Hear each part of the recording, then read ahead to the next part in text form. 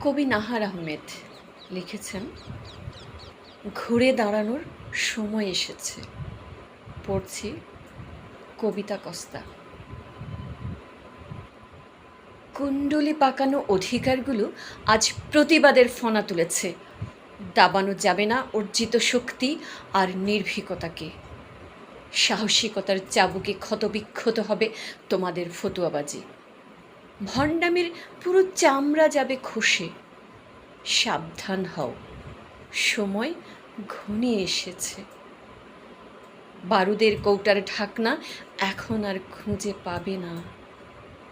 মুলতানি মাটি দিয়ে আর রূপচর্চার নয়, হবে বারুদের রূপচর্চা।